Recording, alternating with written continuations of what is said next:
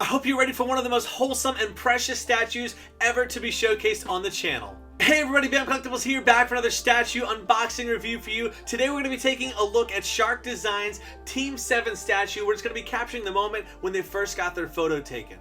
If ever there's a statue that's going to be hitting you right here in the Feels department, it's this one. Special thank you to GAC. They had this statue in stock and I was able to reach out to them and grab this piece to be able to showcase on the channel. And honestly, to add to my personal collection. This is one that I wanted to have in here for a while, but I missed it on pre-order. And thankfully, I found it on GAC's website. If you're ever looking to get a statue for yourself, be sure to check them out. They're one of the safe people that I bought from for years. I'll link their store in the description below. Also, for anyone interested, we're going to be doing an art contest this video where whoever can recreate the original Team 7 photo, I'm going to be actually taking that piece of art, framing it, and putting it next to the statue in my showcase and collection at the end of the year. So whoever makes it in, I'm going to be giving a small shout out to in that video, and it's going to be displayed in my collection, going to be a part of my collection for the future. If you want to participate, please tag me on Instagram with Bam Loves Team 7, and I'll go ahead and review the artwork in about a week and pick whoever the winner is. And again, I'm going to have that printed, framed, and showcased next to the statue and give a special shout out during that video. It's going to be later this year, probably November, December timeframe. I look forward to it, but without delay, let's go ahead and jump into this unboxing. I cannot wait to show you.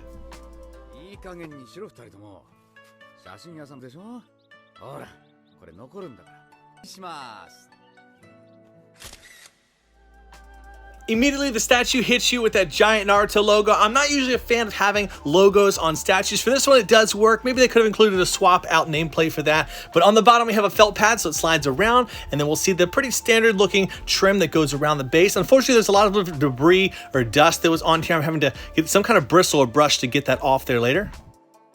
And though it looks super ugly, we have all these notches and keyholes scattered throughout the base where feet are going to go into. We also have smaller keyholes where little grassy pieces are going to go into. And then we have the very large notch in this back section where the trunk of the tree is going to go. All of it, again, pretty ugly looking, but it's going to get beautiful as we assemble everything.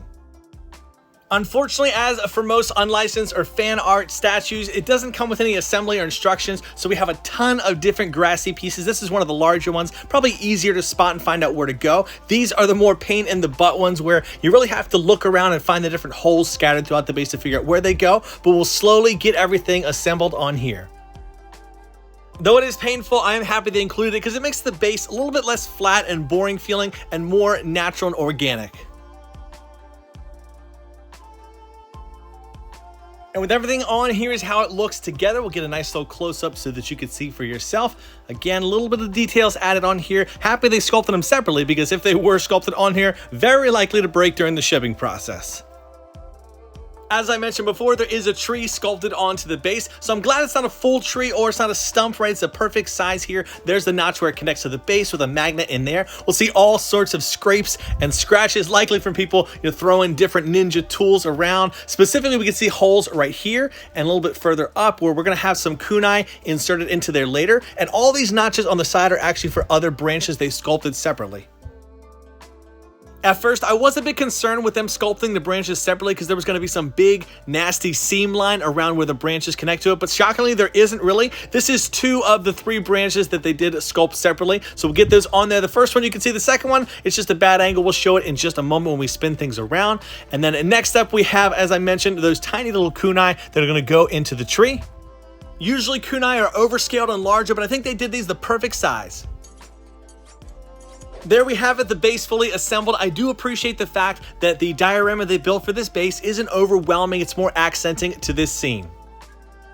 First off, we'll take a look at Sasuke. We can see there are 2 notches on the bottom of his feet, and then also we have the steel rod coming out of one to further secure him onto that base. Now, these were advertised as 1/6 scale. I will be honest with you, they're probably closer to 1/7 scale, maybe even closer to 1/8, but overall, they're not 1/6 scale. You'll notice also there is some texturing that they added onto here. I'm not even sure what to call that, like a wavy pattern that goes throughout, but it takes away from it being just a flat, smooth surface on his body. Sasuke's head sculpt or portrait in the 3D rendering and prototype almost looked chubby to me. In person, I definitely don't feel that way. You'll notice on the very top of his head, there is an indent. That's actually where Kakashi's hand is going to rest on top of, just like in the photo. But great job overall. I think it is a pretty good looking portrait. For me, where they nailed it is the irritating face like Sasuke had in the portrait, right? Being surrounded by Sakura, who's in love with him at the time, and then Naruto, who's just straight up annoying. So on the bottom, similar to Sasuke, is that steel rod and notch, and then we'll also notice the texturing, similar to Sasuke, all throughout his outfit. Sadly, I will say on the back of Naruto, I guess they sculpted the Uzumaki clan symbol separately, and mine doesn't have it. I checked the box like probably 10 different times over and over again. I can't find it. Thankfully, the piece that's missing is going to be on the back of the statue, so you can't see it, but it does suck to not have that. I won't be able to do anything about it either, because this statue came out a long time ago, and you'll notice they sculpted a little accessory piece on Naruto's shoulder separately, as well as his head sculpt like Sasuke. To alleviate any concern, this is the first statue out of many where a piece was missing, so thankfully the odds are in my favor for the most part. Here's this accessory piece. I'm not sure why they didn't add details or colorization in here. They have so much details throughout the statue, but they just skipped out on that part. Just like Sasuke, they absolutely nailed Naruto's portrait. I love his emotion, the look on his face there. We'll see the little neck joint, how it connects to the rest of the body. And then also, just like Sasuke, we have the hair being indented from Kakashi resting his hand on top of there. There's so many feels and emotions that come with this statue. It's very precious. And again, we have the eye decals, and the ninja headband was also well done. I love the shading all throughout the metal.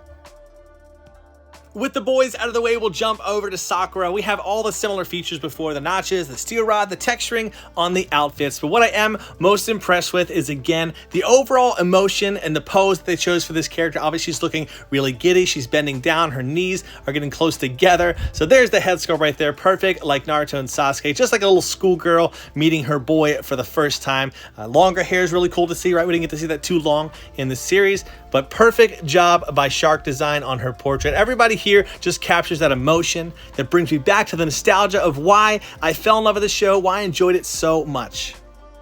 Unlike the other three, Kakashi has 4 different parts sculpted with his arms being done separately, and we can see he's perfectly to scale, right? You can notice just with me holding him in my hands how much larger he is overall. The flak jacket was done really well. Great shading mixed throughout the jacket to make it take away from just a mundane green tone they could have applied onto there.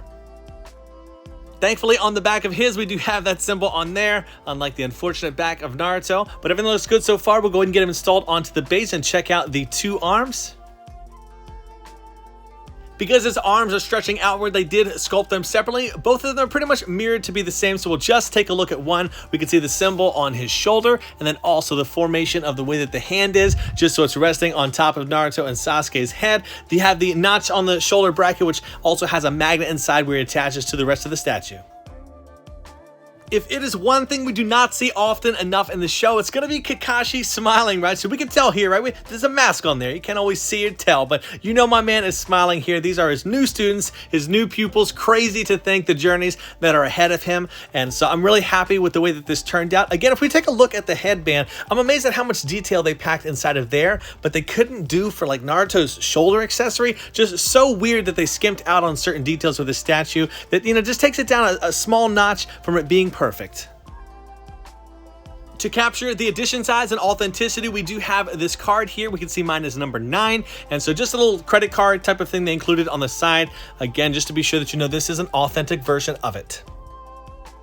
Backing up, here is everything together. It's absolutely glorious. The nostalgia, the memories, all the fun aspects they included in this piece. So again, if we kind of zoom in a little bit closer, we can remember the Naruto logo on the front. It looks fantastic. Goes with it really well. Then we have all the details they captured on the trunk there with the kunai hanging out, and then just the general overall portraits of everyone. It was just nailed and well done. This is pretty much the perspective, if we were to put a frame around this, how it would look right here, just perfectly framed like the picture in the show.